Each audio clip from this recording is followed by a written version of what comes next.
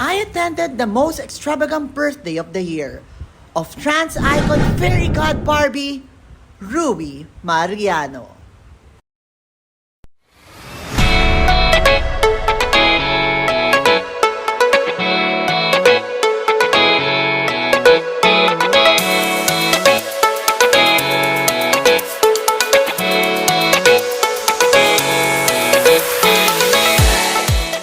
Ayon kay Rui, hindi lamang ito selebrasyon ng kanyang kaarawan, ngunit isa itong pantasya.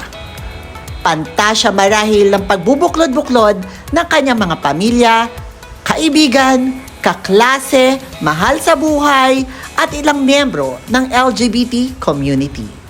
So happy birthday, Ate Rui. We love you so much and we will support you until the end. Jere, Englishera.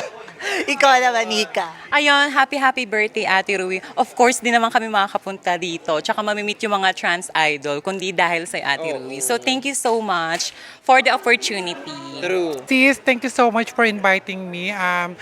Sana mas marami ka pang matulungan. Tsaka napakabuti ng puso mo kasi hindi bilang birthday mo, hinayaan mo na ang lahat tayo o lahat kami, hindi lang ikaw ang mag-bloom or hindi lang ikaw ang lumutang, kundi lahat pinayagan mo na maging star ngayong araw na to. Happy birthday, Ate Rui. I love you so much and you've been an inspiration to me and not just me, to all trans sisters out there, and keep growing and, keep smiling. After that, blow muna ng candle at kumanta tayong lahat ng iconic song na Happy Birthday. As usual, after that, pictorial muna with the celebrant at dumating na tayo sa exciting part. Kainan na! I enjoyed the party so much. Una, dahil sa K-pop dance number ni Rui na super bet niya. Pangalawa, ang napakagaling na intermission number ng X Factor UK 2018, Sebi Francisco.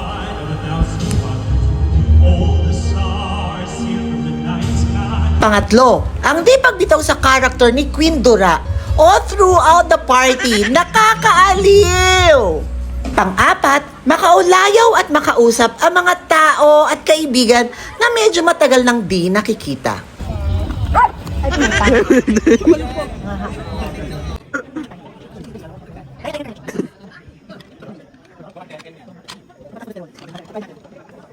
Siyempre gusto natin balat, diba? Balat ni Kuya? Balat ni Kuya. Yan. Ang sarap.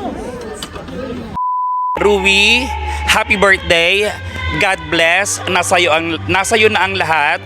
Just continue inspiring the young generation na hindi naman kailangan pumasok sa mga ganitong klase ng trabaho. So you're inspiring the youth and the generation na meron pa palang ibang lugar para sa mga transgender, which is yung pagninegosyo, yung pagbibusiness. Wish you all the best, Rui.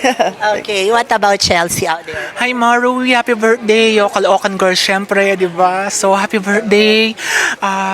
More success and then health. Hello, Ate Rui. Kung mapanood mo to, I hope na i-continue mo yung legacy mo, being an inspiration to everyone. Mostly kasi talaga tahi-tahi lang ako, alagang anak negosyo. Ayan, dahil kay Rui napatahi talaga ako. She influenced me that since I am an influencer, I will use that power para mag-business.